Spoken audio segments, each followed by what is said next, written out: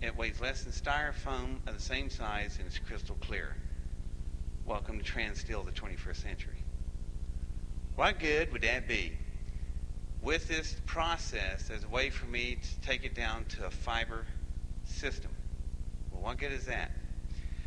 You got your little girl. She just came over to you. You zip her up in her little jumpsuit that weighs no more than my shirt. She goes out and plays in the front yard. She gets caught in a gangland crossfire. She's hit about 6, 7 times by a 9mm soft-nose hollow point. She goes down from the impact. She gets up crying because they feel like bee stings. She comes running in and hands these things to you that looks like pennies. It's the bullets that flattened out on her jumpsuit, body armor. Other processes we could do with this, your car blows front tire, everybody's strapped in, you roll over and over, the glass doesn't break. Other applications?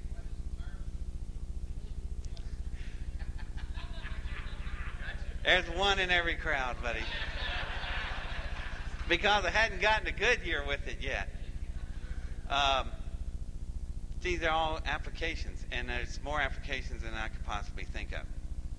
But you could really do some tremendous technological jumps here with this type of technology, and it will be occurring.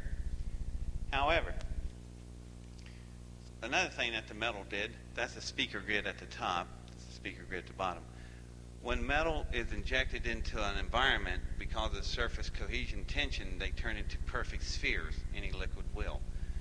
So imagine a metal ball that is an absolute perfect sphere.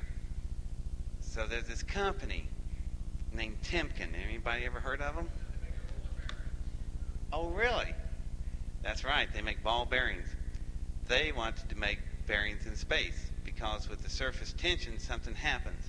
When these alloys are pressed under press loads, stress loads, and tension, the metal does something when it's heating up, when it's rubbing with each other. It has no grease or oil, and it self-lubricates each other far beyond the specs oil could ever achieve.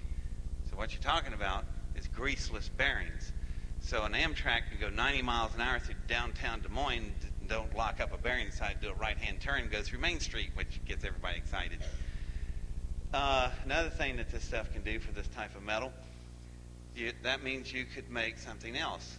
So enter this other company. They want to make cylinder wall sleeve pistons and rings and main bearings, bring them back, assemble them on Earth to an automobile engine. They could guarantee you 500,000 miles on this engine without needing a drop of oil. That company is called BMW, your West German automaker. So they'll be running that experiment very soon. Now, let's talk about a medical arena. On the medical arena, we're getting into a lot of stuff. As a matter of fact, I was minding my business one day, if you can believe that, and in walked these people from Johnson & Johnson. They work for a subdivision called Ortho Pharmaceutical. Have you ever been to pharmacies and seen Ortho? They make KY jelly and other useful and strange products. So anyway, I said, okay, guys, I know what you guys do. And they said, look, we have a bio division.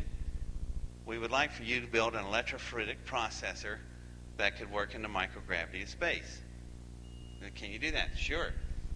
So anyway, they left, and we worked out some paperwork. And finally, I asked somebody, and went, what is an electrophoretic processor? So we did our homework. All the hospitals on Earth use them. And you have a thing here, like a rectangular screen, and it stands like a... Let's see, somebody. How many people in here ever ordered an ant farm? Nobody ordered an ant farm? No, I see hands. You just don't want... There's some hands. Yeah. I ordered an ant farm. I don't know about y'all, but every time my ants came in, they were all dead. So, no, that's not too bad. So being in Georgia, I put ants in my ant farm. Fire ants. Nobody messed with my ant farm. So anyhow, it's shaped like an ant farm screen. In it is a solution like saline. You dump in the enzymes and hormones. You fire an electrical charge through it. The enzymes and hormones get too hot for the electrons and chase them like Pac-Man. Some run faster and slower than others. You get a layer effect, and that is how you separate enzymes and hormones here on Earth to manufacture vaccines and serums. Okay? Not so hard. hard to understand. However, every hospital on earth has a problem with its processing unit. At the bottom of the grid, it looks like an old 60s lava lamp, like oil and water. It will not separate. You can fire a billion volts of air, it will not separate. So, the medical scientist at Ortho said there's something in that solution. So we built a processor, had McDonnell Douglas interface it with Discovery shuttle. We put it in the aft cargo bay of the shuttle. A civilian astronaut named Charlie Walker went in and fired this thing up. It cleared all the way to the bottom on the first pass, and there they found what they were looking for. Actually, they found more than what they were looking for. They found these hormones. These hormones are 4 times larger and 700 times purer than anything that existed on Earth. And once they're separated, they'll stay separated, bring it back into a gravity field. They went to Emory University in Atlanta, Georgia. Then Channel 5 came on and said, those of you who live in the Emory area, there's a test program for those of you whose pancreas doesn't produce beta cells, more commonly known as diabetes. A lot of people showed up. They picked out 4 people in their 20, 40, 60, and 80-year bracket. These are class 2 diabetics. They gave them an intravenous injection, and in about 12 to 16 hours, this thing has a genetic encoder so pure, and they can send it like a road map. It goes straight into the pancreas with a encoded instruction sheet on this thing. And when it got there, it started catalytic conversion. All of a sudden, these 4 people's pancreas started producing beta cells. They've laid their needles down and hadn't had a shot in 6 years.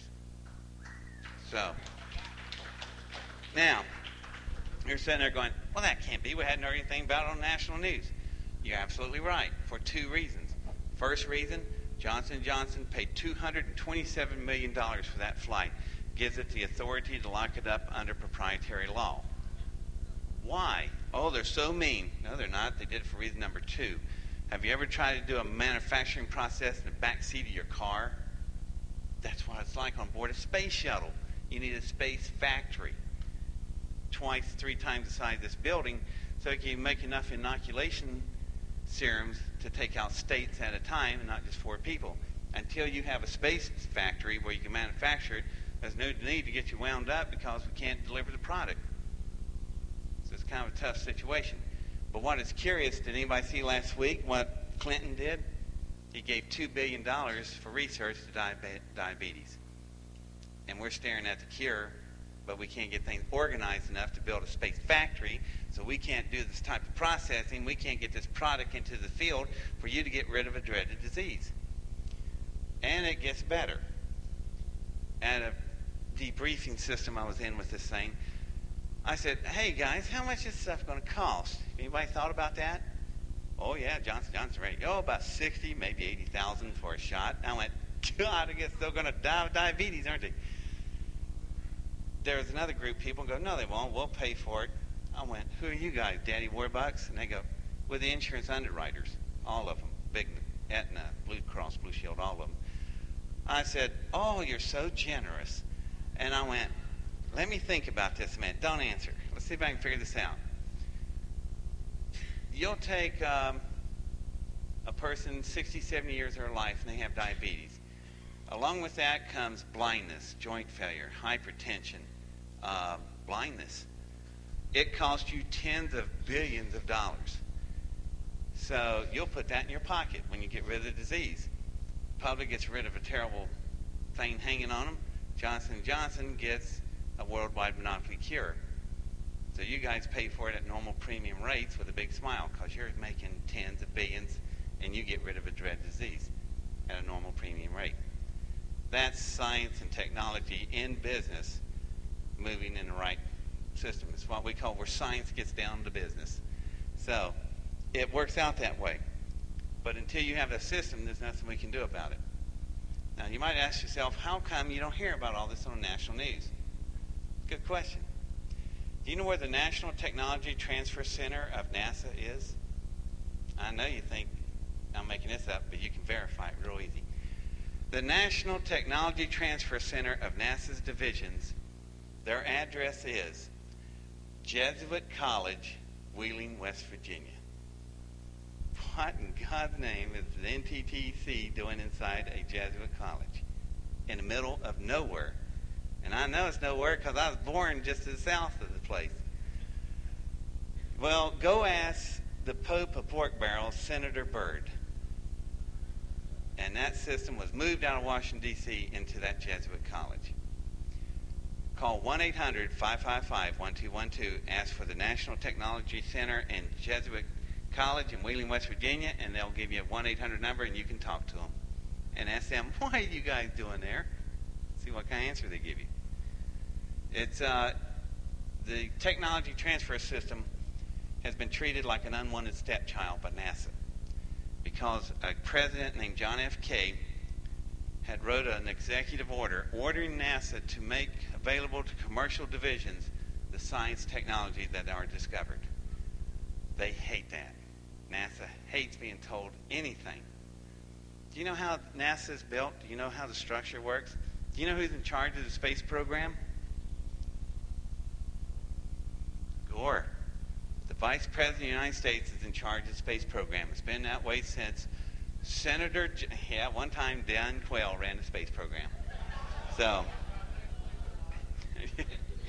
that's why they can't get their spelling right on the manuals down there.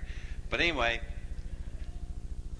it was designed that way by Senator LBJ when he was under President Eisenhower. He got Ike to set that system up, knowing that he will be a VP for sure, which he was.